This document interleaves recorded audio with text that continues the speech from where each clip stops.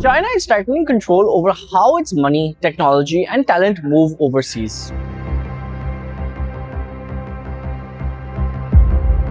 Now, regulations taking effect from July give Beijing wider powers to review outbound investments on national security grounds. To put it simply, if a Chinese company wants to invest abroad, transfer technology, send experts overseas, or train people outside China, the government may now have more room to step in. The timing is important. China is in a deep tech race with the United States. Both sides are fighting for advantage in artificial intelligence, semiconductors, green technology, and other industries that will shape the global economy. Beijing sees these sectors as too important to leave entirely to market forces. So the new rules tell outbound investment to follow China's overall national security concept. That phrase is broad. It gives Chinese authorities space to ask, could this deal help another country? Could it weaken China's control over key technology? Could sensitive know-how leave the country? If the answer is yes, officials can review the investment or transfer. The rules are officially meant to improve the quality of China's overseas investments, but investors are worried. China's tech ecosystem has grown fast, partly because its companies,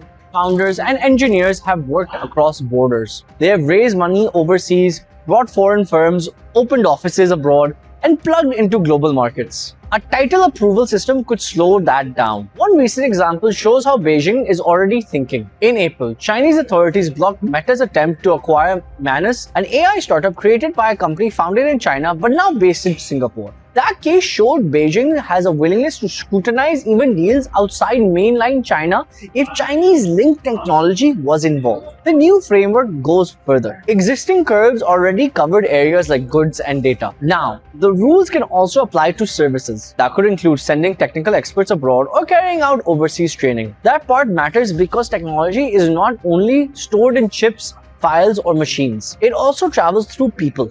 Engineers, researchers, and trainers carry expertise with them. Beijing now appears to be treating that expertise as a strategic asset. For global companies, the message is clear. Working with China tech firms may become more complicated. Deals that once looked commercial could face national security review. Investors may need to think not only about price and profit, but also about whether Beijing sees the deal as sensitive. For Chinese companies, the trade-off is sharper. They are being encouraged to compete globally, but within tighter political limits. They can expand overseas, but the state wants a stronger say in where capital goes, what technology moves, and who carries knowledge across borders. This is a part of the wider shift in the global economy. The US has restricted China's access to advanced chips and sensitive technology. China is now building its own controls over what leaves the country. Both powers are trying to protect the industries they believe will define the future. The result is a more controlled version of globalization. Money can still move,